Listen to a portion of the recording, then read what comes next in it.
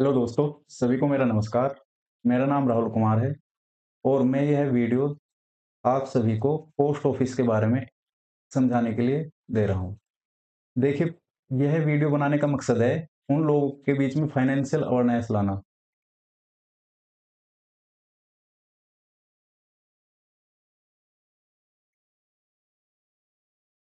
Financial awareness लाना जो बहुत ही कम जानते हैं सेविंग्स के बारे में, कि उनको छोटी-छोटी मगर बड़ी सेविंग्स कैसे करनी है। सेविंग्स का मतलब होता है कि हम मंथली बहुत स्मॉल अमाउंट अपने पोस्ट ऑफिस में इन्वेस्ट करके और उससे हम बहुत ही हमने छोटा अमाउंट इन्वेस्ट करेंगे और उससे हम बहुत ही बड़ा एक अमाउंट कुछ समय के बाद प्राप्त कर सकते हैं। तो इस फाइनेंशियल अवेयरनेस को बढ़ाने के लिए हमारे बहुत से साथियों को पोस्ट ऑफिस के बारे में उतना फाइनेंशियली पता नहीं होता। सभी जब फाइनेंस का नाम आता है तो सभी कहाँ पर जाते हैं? बैंक में। लेकिन पोस्ट ऑफिस का हम कैसे बेनिफिट उठा सकते हैं स्मॉल सेविंग्स में? क्योंकि आप सभी को पता है कि बैंक में जब हम जाते हैं तो बैंक में कुछ प्राइवेट बैंक हैं जिनमें मिनिमम किसी भी सेविंग अकाउंट्स को ऑपरेट करने के लिए ही मिनिमम बैलेंस चाहिए और वह मिनिमम बैलेंस हज़ारों में होता है।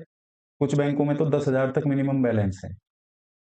जबकि पोस्ट ऑफिस एक ऐसी ऑर्गेनाइज़ेशन है जो कि बनाई ही गई है हमारे स्मॉल सेविंग्स के लिए और उन फैमिलीज़ के लिए जो हमारी इन स्मॉल सेविंग्स को बचा करके इनका यूज़ करके अपने किसी फ्यूचर टारगेट को अचीव करना चाहते हैं। वह टारगेट बच्चों की पढ़ाई भी हो सकता है, घर बनाना भी हो सकता है और कुछ भी काम भी। तो चलिए बात करते हैं आज पोस्ट ऑफिस के बारे में और इस वीडियो को बनाने का मकसद ही यह है कि आप सभी को पोस्ट ऑफिस के बारे में अवेयर किया जा सके।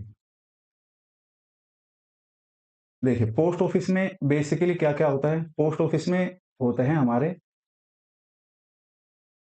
कई तरह के अकाउंट्स, जिनमें से सबसे मेन होता है एक हमारा सेविंग बैंक। अभी मैं सेविंग बैंक अकाउंट के बारे में भी बात कर देता हूँ कि सेविंग बैंक अकाउंट अन्य बैंकों के मुकाबले पोस्ट ऑफिस में अच्छा क्यों है? जब हम किसी भी बैंक में कोई भी सेविंग अकाउंट खोलते हैं तो उस सेविंग अकाउंट पे वह मुश्किल से देता है हमारा 2.5% इंटरेस्ट। जबकि पोस्ट ऑफिस हमारा अपने सेविंग अकाउंट पर ही कितना इंटरेस्ट दे रहा है? 4% इंटरेस्ट दे रहा है। तो यहाँ से आप डिफरेंस पता मालूम कर सकते हो कि पोस्ट ऑफिस में अपना एक सेविंग बैंक अकाउंट खुलवाने का कितना ज़्यादा बेनिफिट है। जितने इंटरेस्ट बाकी बैंक अपने कुछ स्कीमों पे आरडी, टीडी वगैरह पर देते हैं या एफडी पर देते हैं, उतना इंटरेस्ट तो यह अपने एक सेविंग अकाउंट पर ही दे रहा है। साथ ही में हम अपना बात करेंगे पोस्ट ऑफिस में डिफरेंट्स अकाउंट्स के बारे में। डिफरेंट्स अकाउंट्स तो डिफरेंट्स अकाउंट्स क्या-क्या हो सकते हैं? जैसे एक हमने बताया सेविंग अकाउंट्स। यह एक बेसिक अकाउंट्स है। अगर किसी का भी अकाउंट्स पोस्ट ऑफिस में है, तो वह पोस्ट ऑफिस का ट्रांज़ैक्शन बड़ी ही ईज़िली कर सकता है और पोस्ट ऑफिस में किसी भी प्रकार की उसको प्रॉब्लम नहीं आएगी। हमारा यह वीडियो बनाने का मकसद ये है कि सेविंग अकाउंट के बारे में उनको जानकारी देना कि पोस्ट ऑफिस में सेविंग अकाउंट का महत्व क्या है और इसको किस प्रकार से खोला जा सकता है, ओपन करने की विधि क्या है और इसके लिए डॉक्यूमेंट क्या-क्या चाहिए हमें और डॉक्यूमेंट्स के साथ-साथ इसको हम ऑपरेट कैसे कर सकते हैं और क्या-क्या मॉडर्न आज के इस आईटी युग में क्या-क्या इसको ऑपरेट करने के लिए फैसिलिटी हैं। चलिए बात करते हैं post office small savings big returns के बारे में। तो जब हम बात करते हैं कि पोस्ट ऑफिस में सेविंग अकाउंट्स कौन-कौन खोल सकता है, तो यह अकाउंट ओपन हो सकता है एक सिंपल ऐप हम ऑफिस में जाएँगे, एक एप्लीकेशन फॉर्म भरेंगे और उस एप्लीकेशन फॉर्म के ज़रिए यह अकाउंट को खोला जा सकता है। कौन-कौन उस अकाउंट खोलने के लिए एलिजिबल है? कोई भी एडल्ट खोल सकता है, एक माइनर जिसकी एज 10 साल से कम है, बिलो 10 इयर्स है, ऑन बिहाफ ऑफ गार्डियन। यानी कि उसके उस अकाउंट को ऑपरेट करने की फिर अधिकार किसको रहेगा? एक गार्जियन को रहेगा, जो कि उसका ऑपरेट करेगा। तो 10 साल से छोटा बच्चा भी इस अकाउंट को खोल सकता है या एक माइनर जो कि हमारा 10 साल से बड़ा हो चुका है, वह भी इस अकाउंट को खोल सकता है, लेकिन खोलने के लिए ऑन बिहाफ ऑफ कोई भी पेरेंट्स, माता-पिता या कोई गार्डियन के अकाउंट्स के साथ में मिल कर के खोल सकता है। और यह क्या करेगा,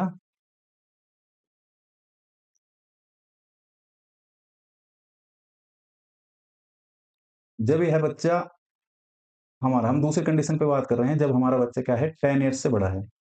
जब तक यह बच्चा हमारा 18 ईयर्स तक का होता है, तो इस अकाउंट को चलाने का अधिकार जो होता है वो पेरेंट्स के पास होता है। जैसे ही बच्चा 18 ईयर्स को अचीव कर लेता है, 18 ईयर्स को अचीव करने के बाद एक केवाईसी डॉक्यूमेंट को अपडेट कराकर इसको हमारा चाइल्ड ही ऑपरेट करने लगता है और 18 साल के बाद वह फुल इंडिपेंडेंटली उस अकाउंट को अपने ऑपरेट कर सकता है।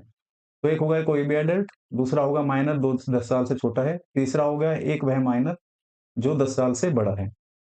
चौथा होगा एक मेन अकाउंट है जॉइंट अकाउंट, यानी कि कोई भी आदमी, कोई मैन या वुमेन अपने स्पाउस के साथ में या अपने किसी रिलेटिव के साथ में, मदर फादर किसी के भी साथ में जॉइंटली अकाउंट खोल सकते हैं।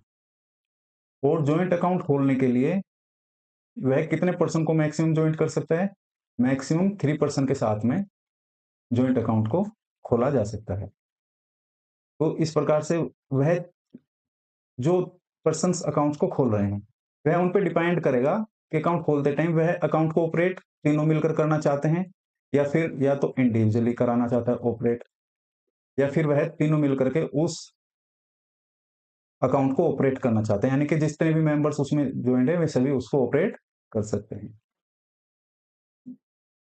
एक सिंगल टू जॉइंट और joint to single account possible नहीं है। ऐसा नहीं कि हमने मान लो पहले जॉइंट खोला, हम सोचें कि बाद में उसको सिंगल करा लेंगे, तो वो पॉसिबल नहीं है। और ये सोचें कि हम सिंगल खुला लेते हैं और उसको जॉइंट करा लेते हैं मिसेज़ के साथ में, ऐसा पॉसिबल नहीं है। यानी कि या तो आपको सिंगल अकाउंट खुलवाना पड़ेगा या फिर आपको जॉइंट अकाउंट खुलवाना पड़ेगा। अभी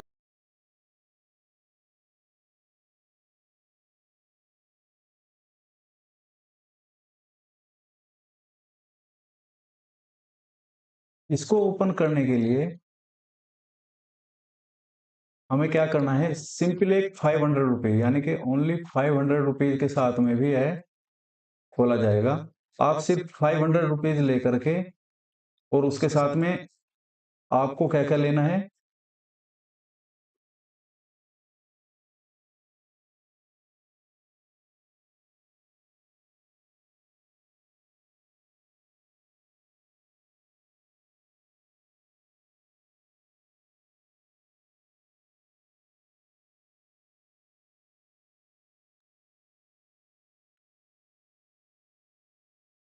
देखिए इस बैंक के हम फीचर्स के बारे में आते हैं। तो फीचर्स क्या है? फीचर्स यह है कि इसमें आप मिनिमम डिपॉजिट 500 तक का कर सकते हो।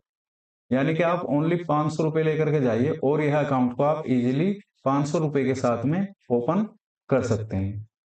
और मैक्सिमम कोई लिमिट नहीं है, नो लिमिट, यानी कि मैक्सिमम आपको आप इसमें कितना भी पैसा जमा कर सकते हो।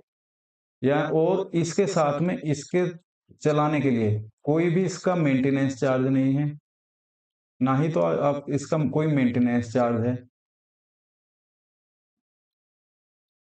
और ना ही कोई यह है कि बाकी बैंकों के तरह कि इसमें हमारा कोई कि 2000 3000 या मिनिमम बैलेंस भी कोई रिक्वायरमेंट नहीं है। ओनली है 500 रुपीज़ जो आप ओपनिंग करते टाइम दे रहे हो, बस यह 500 रुपीज़ ही आपके अकाउंट्स में रहेंगे। इसके अलावा आपको कोई भी अलग से चार्ज नहीं देना है, कोई चार्ज इसमें अलग से नहीं लगेगा।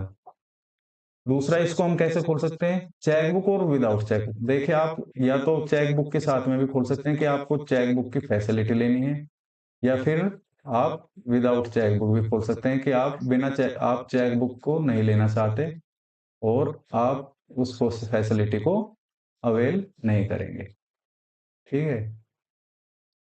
रेट ऑफ इंटरेस्ट की बात करते हैं। देखिए फ़र्क देखिए, किसी भी बैंक में जब भी हम कहीं पर भी अपने सेविंग अकाउंट में पैसे को जमा करते हैं, तो मैक्सिमम इंटरेस्ट दे रहा है सेविंग अकाउंट में कोई भी बैंक हमारा 2.5 करता है। जबकि यही इंटरेस्ट पोस्ट ऑफिस अपने सेविंग अकाउंट में हमें इंटरेस्ट दे रहा है 4%। जबकि बाकी बैंक तो अपने कुछ स्कीमों में जैसे रिकरिंग डिपॉजिट हो गया, आरडी हो गया, एफडी हो गया, उनमें जाने के बाद यह हमारा 4% इंटरेस्ट देते हैं। देखिए अभी बात करते हैं हम डॉक्यूमेंट्स हमें क्या-क्या रिक्वायरमेंट है। डॉक्यूमेंट्स में हमें जब हम अकाउंट को खोलने के लिए जाते हैं, तो एक तो सबसे पहले हमें 500 को रुपए लेकर के जाना है। साथ में ओनली 2 कॉपीज़ फ़ोटो लेके जाने हैं। किसके लिए? सिंगल के लिए। अगर हम यही अकाउंट जॉइंट खोलना चाहते हैं, तो 2 फ़ोटो फर्स्ट पर्सन के और 2 फ़ोटो सेकंड पर्सन के। अगर यही हम माइनर का खोलना चाहते हैं, तो 2 फ़ोटो हो जाएँगे हमारे माइनर के और 2 फ़ोटो उनके किसी पेरेंट्स के या तो फादर के या मदर के। ठीक है? तो इस प्रकार से 2-2 फ़ोटो हो जाएँगे। एक आधार कार्ड और पैन कार्ड की फ़ोटोस्टेट कंपल्सरी है। यानी कि हमें आधार कार्ड और पैन कार्ड के बिना भी हम ओपन तो करा सकते हैं, अकाउंट ओपन हो जाएगा। लेकिन हमें यह 3 महीने के अंदर पोस्ट ऑफिस में जाकर के अपनी केवाईसी अपडेट करानी पड़ेगी और जमा करने पड़ेंगे। तो यह मान कर के चलिए कि आधार कार्ड और पैन कार्ड हमारा नेसेसरी है। अगर कोई 10 साल से छोटा है, तो या तो उसके पास में उसका बर्थ सर्टिफ़िकेट हो, नहीं तो फिर अगर आधार कार्ड है, तो आधार कार्ड से भी उसके बर्थ डेट का हम कोई भी पोस्ट ऑफिस में प्रूफ ले लिया जाता है और आधार कार्ड से उसका काम चल जाता है और अकाउंट ओपनिंग हो जाता है। अभी बात करते हैं how to operate post office में अकाउंट को हम कैसे ऑपरेट कर सकते हैं। देखिए सबसे पहले तो जब अकाउंट खोलते हैं उसके साथ में एक पासबुक मिलती है। इस पासबुक को लेकर के हम किसी भी पोस्ट ऑफिस में ऐसा नहीं कि हमने अकाउंट खुलवाया सपोज़ कीजिए हमने अकाउंट खुलवाया है अपना यूपी के मेरठ में, तो वहाँ की पासबुक लेकर के हम ऑल इंडिया किसी भी बैंक में सॉरी ऑल इंडिया के किसी भी पोस्ट ऑफिस में जा सकते हैं और वहाँ पर हम अपने अकाउंट से पैसे निकाल भी सकते हैं, विथड्रॉल भी कर सकते हैं या फिर डिपॉज़िट भी कर सकते हैं। तो यानी कि यह एक पासबुक के थ्रू हम कहीं पर भी जा कर के कर सकते हैं। नंबर 2 हमें एटीएम मिलेगा। जब भी हम अकाउंट खोलते हैं तो उसके साथ में अगर चाहते हैं कि एटीएम मिले तो एटीएम मिलेगा और एटीएम के साथ में उसमें ऑल ओवर इंडिया कहीं से पर भी एटीएम से हम ट्रांज़ैक्शन कर सकते हैं किसी भी एटीएम से।